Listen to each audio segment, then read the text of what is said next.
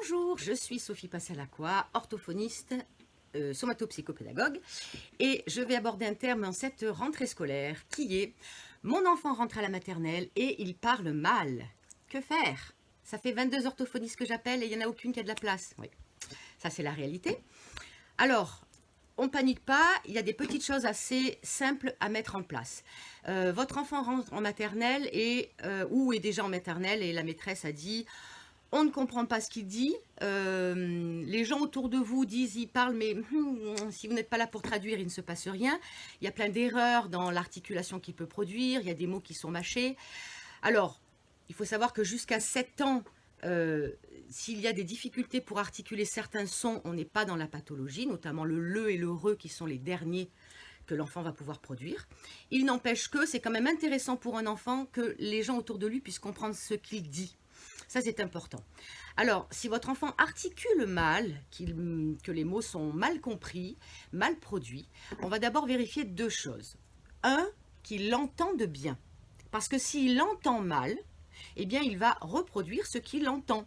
Hein, si tracteur, il entend « il va répéter « et pour lui, tout va bien. Mais c'est simplement parce qu'il a mal perçu le son.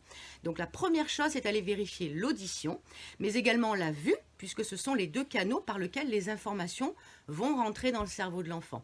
Il est évident que si ces canaux-là sont altérés, le résultat qui arrive dans le cerveau de l'enfant est également altéré. Donc on s'assure que la vue est bonne et que l'audition est correcte.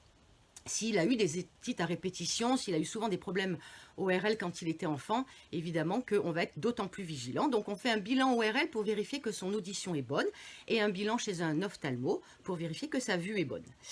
Une fois qu'on a sécurisé ça, si par exemple il a eu des troubles de l'audition, mais qu'il y a eu des postes de drain et que maintenant ça y est, les drains ont été posés, que son audition est bonne, eh bien ça veut donc dire que les sons vont arriver d'une manière correcte et qu'il y a donc plus de chances pour que ce qu'il produise corresponde à ce qu'il entend. Ou que les mots qu'il peut voir maintenant, les objets qu'il peut voir avec beaucoup plus de clarté, eh bien, vont commencer à apparaître dans sa tête comme étant des choses concevables, puisque ça y est, il peut les voir avec clarté. Donc, il va pouvoir les nommer avec plus de clarté, même s'il y a un trouble d'articulation qui est dû, cette fois-ci, à autre chose. Alors, en tant que parent, comment on va se comporter quand un enfant nous dit « Je veux craquer ». Ah, pas compris. « Je veux craquer ». Je veux craquer. Alors, qui voulait dire « je veux un tracteur ». Pour ceux qui n'auraient pas compris, la première chose à éviter, mais que tout le monde fait quand on est parent, c'est faire répéter l'enfant. Pourquoi on ne le fait pas répéter? Parce que quand un enfant s'adresse à vous et que vous allez lui faire répéter tous les mots qui n'ont pas été correctement dits, ça part d'une super bonne intention, mais tournons la caméra et mettons-nous depuis le point de vue de l'enfant. L'enfant dit une phrase de 20 mots ou de 10 mots, et sur ces 10 mots, on va venir pointer 5 mots qui n'ont pas été correctement dits. Ceux qui ont été bien dits, tout le monde s'en moque. L'enfant, qu'est-ce qu'il considère, qu'est-ce qu'il conçoit? Eh bien que, apparemment, quand il parle, c'est pas terrible. Et que donc, il a apparemment du mal à s'exprimer. Et donc, ça va enraciner la perception que l'enfant a, que comme quoi, ce qu'il dit, c'est pas bon ce qui sort de sa bouche, il n'y a personne qui comprend. Ça, c'est la première difficulté, parce que ça va commencer à altérer la confiance qu'il peut avoir dans ce qu'il peut produire. Et s'il commence à avoir peur de ce qu'il produit parce qu'il se rend compte que ce n'est pas compris, bien progressivement, ça se réduit comme peau de chagrin. Et c'est des enfants qu'on retrouve à l'école et qui ont du mal à demander à la maîtresse. Parce que si à la maison, il peut éventuellement s'autoriser à dire des choses parce qu'il est dans un lieu suffisamment sécure, quand il est dans une classe de 25 enfants avec une maîtresse qui n'est pas sa maman, eh bien, maintenant qu'il sait à quel point il dit mal les choses et à quel point les gens autour de lui ont du mal à comprendre les choses, eh bien, il va avoir tendance à être en retenue. Donc, c'est des enfants qu'on retrouve et les maîtresses disent « Mais il n'ose pas demander. » Eh oui, il n'ose pas demander. Évidemment qu'il n'ose pas demander. Il se dit « Il n'y a personne qui va comprendre ce que je dis. » Donc, on ne lui fait pas répéter. Par contre, s'il dit « The tracteur », ah, tu veux un tracteur? Ça peut sembler débile quand on parle comme ça, mais en fait, on va allonger notre manière de parler, allonger les voyelles pour que l'articulation puisse être plus facilement perçue par son cerveau.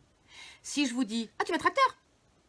c'est pas évident que votre cerveau ait la possibilité de segmenter l'organisation des différents sons. Si maintenant je vous dis « Ah, tu veux le tracteur ?» vous sentez quand même qu'il est plus facile de percevoir cet enchaînement de sons et les différences entre les différents sons du mot. Donc, au lieu de lui faire répéter, on va reformuler en rallongeant, en articulant beaucoup plus clairement pour qu'il ait, à chaque fois qu'il dit le mot, la forme correcte qui lui apparaît. Et là, il va faire des associations. D'accord? Là, il va faire des associations, mais il va toujours avoir envie de communiquer parce qu'il va se rendre compte que ce qu'on lui renvoie, c'est que ça a été compris et qu'on n'est pas avec la Kalachnikov en train de tirer sur tous les mots qui sont mal sortis de sa bouche. Et il va donc continuer à communiquer au lieu de se réprimer jusqu'à avoir plus du tout envie de communiquer parce que la communication devient finalement plus suffisamment attrayante parce que dès qu'il ouvre la bouche, quand il a papa et maman qui lui sautent dessus pour lui faire répéter les mots, et donc il ne s'intéresse qu'à la forme de ce qu'il va dire sans s'intéresser au fond, eh bien lui, au bout d'un moment, il renonce. Surtout s'il n'arrive pas à reproduire le mot comme les parents sont en train de lui demander, eh bien il y a un moment donné, il renonce. Et ça, il faut surtout éviter ça. L'enfant, il a des choses à dire. Au départ, peu importe la forme avec laquelle il le dit. L'important, c'est qu'il ait envie de communiquer. Il n'ait pas peur de communiquer. Il communique, il fait du flux, et vous allez reprendre ce que vous avez compris pour lui redonner la forme correcte. Et puis, avec le temps, ça va s'organiser à partir du moment où il y a une bonne audition, une bonne vue, et qu'il n'y a pas d'autres difficultés par ailleurs. Hein? Voilà. J'espère que cette petite vidéo vous aura donné quelques pistes pour ne pas paniquer et pour avoir des outils concrets pour aider votre enfant à parler correctement.